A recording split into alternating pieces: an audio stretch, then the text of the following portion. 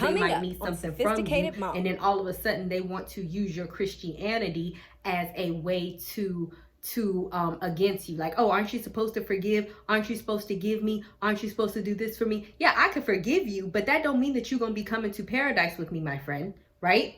That means that I could forgive you from a distance, but I'm not going to allow you to sit up here and continuously mock me and think that you're going to share in my inheritance and share in my blessings.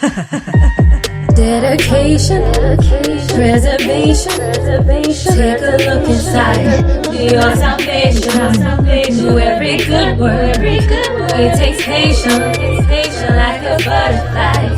Transformation. Hi guys, Sophia here, back with another video. And if you are new to my channel, don't forget to subscribe and don't forget to hit the notification bell so you can stay updated on all my videos. Also, don't forget to check the description box because I always put a lot of stuff in there, including my Patreon, where I talk about all things leveling up. So why don't we go ahead and get into the video, shall we? What we are going to be talking about today is forgive but not forget. Or better yet, forgiveness does not equal reconciliation. What do I mean? What am I talking about? Because oftentimes as Christians, yes, we know that God says forgives. We get the whole, oh, how many times, shall we forgive or turn the other cheek? And sometimes I think we can mistake that as, oh, turn the other cheek and then step back and then give them the other one and then smack it again, and then we stepping back in, they punching us in our eye and all this other type of stuff. And this type of mentality keeps us in bad relationships, bad friendships, bad situationships, and it prevents us from actually like standing up for ourselves. So I do have a video on how to Christian clap back. I know that sounds crazy, right? But it doesn't.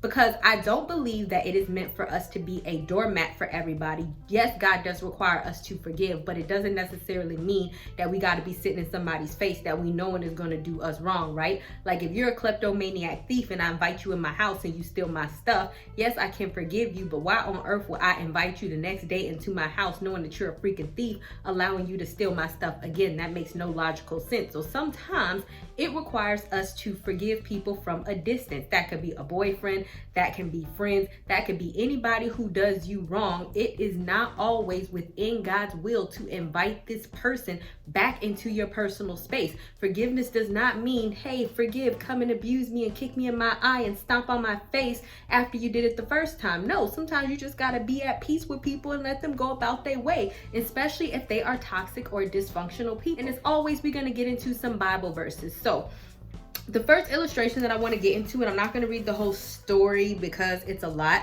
but I'm going to go from Luke 23:34, and this is when Jesus was being crucified. And so the first thing that prior to his crucifixion, everybody was talking mad trash, right? So what did Jesus say? In Luke 23:34, he said, Father, forgive them, for they know not what they are doing. So they continued to ridicule him and sneer him. And you see this all the way in Luke chapter 23, all the way until he got on top of the cross, right? So there are two thieves that are on the cross with Jesus. And so this is where we see, or I see, or where I get my whole forgiveness does not necessarily mean reconciliation, right? Because if you go to verse 39, it says one of the criminals who had been hanged by the cross beside him was hurling abuse.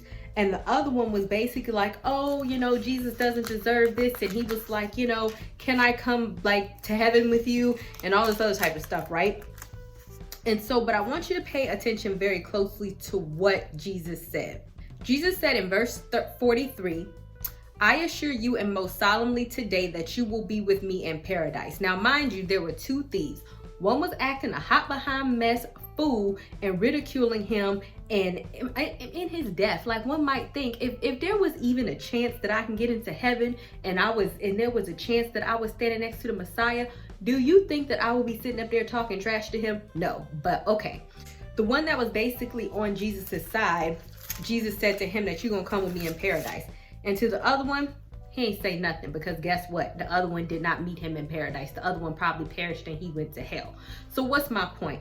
My point is, yes, Jesus said, oh, forgive all of these people, forgive them, Father, for they know not what they do. Even on the cross, there was two different people in which you see that one was very like friendly towards Jesus and the other was rebuking him. But which one, even though Jesus forgave both of them, because we know that's what Jesus do, right?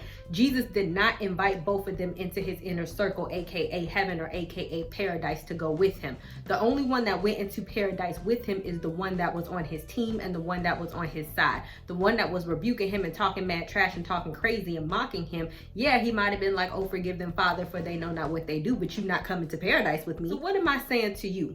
It's like a lot of the times, and this can be in any relationship that you're in. I promise you, I have seen it in friendships where people, you know, friends want to act crazy, they want to act stupid. And I also have a video on who to choose as your friends. Sometimes they want to cuss you out, and sometimes they might see you moving up, they might see you glowing up, they might see you doing good, or sometimes they might need something from you, and then all of a sudden they want to use your Christianity as a way to against you. Like, oh, aren't you supposed to forgive? Aren't you supposed to give me? Aren't you supposed to do this for me? Yeah, I can forgive you, but that don't mean that you're gonna be coming to paradise with me, my friend, right? That means that I can forgive you from a distance, but I'm not going to allow you to sit up here and continuously mock me and think that you're going to share in my inheritance and share in my blessing. Because at the end of the day, you're anointed by God, because I feel like all God's children are. But when you are really on your path and you are really seeking to do the right thing, then God is going to continue to bless you, and he is going to continue to give you inheritance. So if you are having the wrong type of people up in your circle, why should they share in the inheritance and the blessings that you have, when the only thing that they want to do is use and abuse your blessings and the inheritance that God gave you for their own personal gain?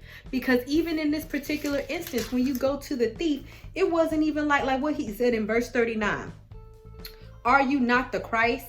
Save yourself and us from death. It was a very selfish thing to say, because at the end of the day, it was like, okay, let me go ahead and mock you, right? But then, oh yeah, if you are not the Christ, which we know if Jesus wanted to come down off the cross and he wanted to save both of them, yes, he could. We know that, but you know, he didn't, because you know, he had to die. We're not going to get into that. But the whole point is that it was like, oh, well, just in case, let me just say, can you save all of us from death while I'm hurling insults at you? And so it's like, no, that's not how that works. Only one of the thieves came into paradise with Jesus, because only one of them said and stood up for Jesus. And he said in verse 41, we are suffering justly because we are getting what we deserve for what we have done. But this man has done nothing wrong. He was saying, please remember me when you come into your kingdom. So this brings me to my second point. When you are determining, because it's like, okay, yes, forgive everybody, right? But how do you know that after you forgive them, if it's meant for you to reconcile with them and invite them back into your inner circle, how do you know that you should forgive that man who might have done you wrong, but then now he want to come back all repentant and saying that he's going to act right? How do you know that you need to either keep him from a distance, or how do you know that you need to keep him up in your inner space? And I'm also going to link my video down in the description box where I talk about why are you trying to hold on to people that God is trying to tear away, so that you could get another indication on, you know what I mean, who you should hold on to and who you should let go.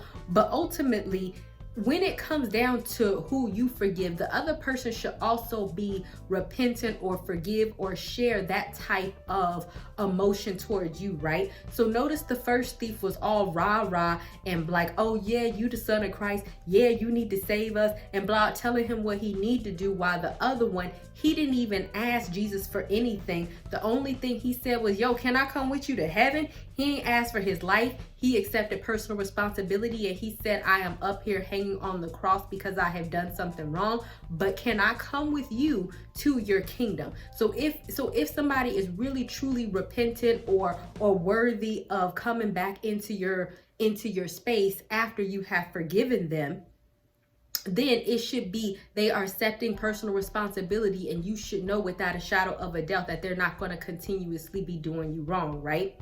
And so if you notice that, and I have even fell into this mistake, like even with friends or even with the boyfriend, like, oh, okay, I forgive you because you seem definitely repentant. But then once again, once they start acting dumb and doing the same type of stuff again, yes, I forgive you, but now you need to go because you can't share in my paradise. So at the end of the day, you also have to use common sense. This is something that God graced us with, because if you invite like people into your inner circle, or if you forgive people, or if you have relationships or men or different type of people up in your space that aren't supposed to be there, then they can actually ruin your blessing. Can you imagine if Jesus was just like, oh yeah, forgive them, Father, for they know not what they do, but they really didn't believe in Jesus's power, and both of those thieves, one that was a ridicule and one who actually believed with them, if he took both of them to heaven, the little crazy thief who was acting all stupid rebuking Jesus, he up there in heaven wreaking havoc because he's not truly repentant. He's a bad person. He don't care. So why would I bring somebody like that to me in heaven when you're just going to wreak havoc? So it's like those type of things, or those type of people, if you are not keen who you should reconcile with and who you should not reconcile with, can continuously block your blessings, ruin your blessings, and hold you back because they don't have the type of mindset to be where you need to go. I have let go of many people. I have let go of many friends. I have let go of many, relationships, situationships, whatever the case may be, just because I have recognized that, you cannot go to my paradise and you cannot go where I'm going, just because I know without a shadow of a doubt that if you come there with me, God gonna be looking at me sideways like, why did you bring this thief into heaven when I showed you who this person was? And now I can't fully bless you because you gonna share your blessing with this fool. Right? But the last thing that I want to go is to Ephesians 4:32, because we need to understand what the art of forgiveness really and truly is. Forgiveness is not like, oh, I forgive them, let's go be friends again, and then you're gonna freaking, punch me in the face or domestically abuse me or cheat on me with my best friend again, or continue to have, babies with all these other chicks, right? That's forgiveness, yeah, but now you being stupid, because now you're putting yourself in a bad situation and now you're getting hurt, and then you sit up there wonder why you're getting hurt. It's because it's your fault, because you're inviting the thief into your paradise, right? So then we're going to go to Ephesians 4:32, and then it's going to say, be kind, be helpful to one another, tenderhearted, compassionate, understanding, forgiving one another readily and freely, just as Christ also forgave you. So remember what we was talking about? How did Christ forgive both of those thieves? Yes, I'm gonna be kind to you, meaning I'm not gonna cuss you out and talk trash. Helpful, that's contingent on what they consider helpful is. If they trying to take your money and make you be broke, then no. But most of all, you need to be compassionate and understanding, and then you need to forgive freely, but just as God in Christ also forgave you. So remember, when we're going back to the cross, yes, he forgave both of those thieves, but both of them did not share in his paradise. And so you have to make that determination. But yes, I'm going to treat you all the same. No, both of you can't come with me. But it wasn't like he treated one thief more evilly or mean, or he start cussing one of them out or throwing them the finger on the cross or anything. No, he treated them the same. He asked for God to forgive them both the same. But the inheritance that they were able to share with them as his followers and as his friend was very much different, because one was deserving of being in the same, of reconciling with, or one was deserving to me forgive and me be your friend and move forward into heaven, and the other one was like, dude, I forgive you, but you got to go to hell where you belong. I know that sounds terrible, but sometimes, I'm not saying your person gonna go to hell, or these people that you're struggling to determine if they should be in your life are gonna go to hell.